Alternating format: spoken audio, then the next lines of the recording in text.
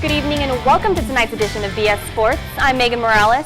And I'm Christian Walker, and we've got a bunch of good stuff coming up on tonight's show.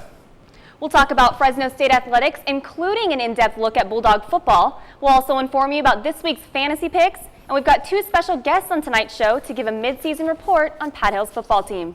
Jumping right into Fresno State athletics, the Fresno State women's volleyball team recently defeated Cal State Bakersfield 3-2 on Wednesday night and improved its record to 8-11 overall and 2-5 in conference play. Up next, they'll head up north to take on the San Jose State Spartans.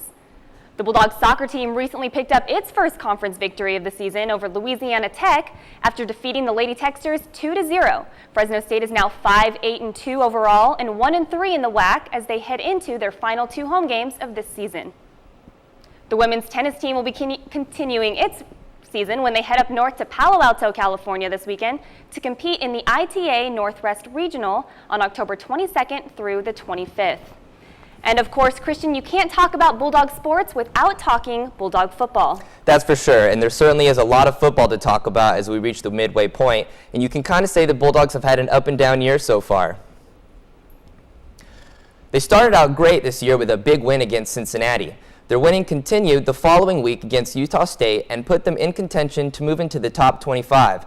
But the Bulldogs dropped the next game after receiving their first loss to Ole Miss and its astonishing 425 rushing yards. But Cal Poly would prove an opportunity for the Bulldogs to bounce back, and they would answer the call, cruising to a 38-17 victory over the Mustangs. Led by Robbie Rouse and the rest of the running backs, Fresno State rushed for 253 yards and 2 touchdowns. The Bulldogs D also played a huge part in their victory, holding the Mustangs to 18 total passing yards, bringing them to 3-1 on the season. The following week against WAC rival Hawaii would be the biggest game of the season thus far, but the Bulldogs didn't seem to bring the same team onto the field.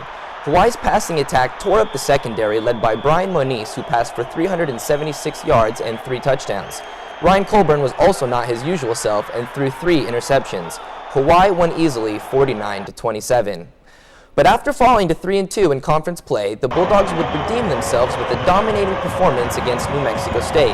Running back Robbie Rouse and defensive end Chris Carter would lead the Bulldogs with equally strong performances. It was a career night for sophomore running back Robbie Rouse, who rushed for a season-high 150 yards and 2 touchdowns as the Bulldogs defeated New Mexico State 33-10 Saturday night. After spending some time on the sidelines nursing a few injuries, Rouse finally had the breakout game he had been waiting for. I've just been waiting for it. It just sucks. Came into the season hurt, nicked up, and I just wanted to get healthy and just get started and do whatever I can to help my team and just come out and be able to play tonight. It felt good. It felt real good.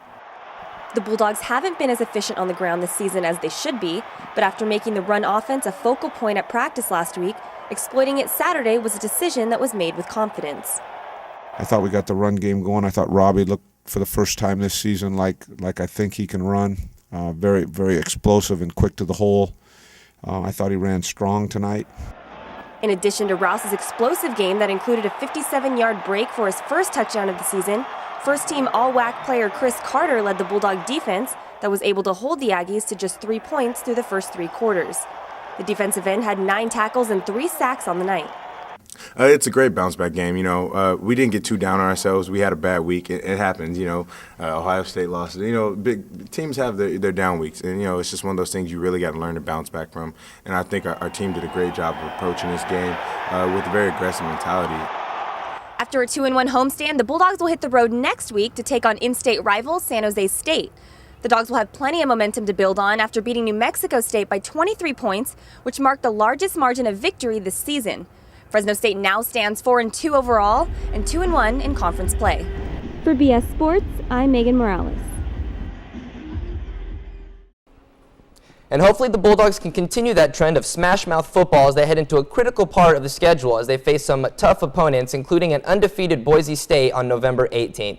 That's right. Thanks for the update, Christian. Up next, we'll have our very own fantasy experts who are here to inform you on this week's top picks.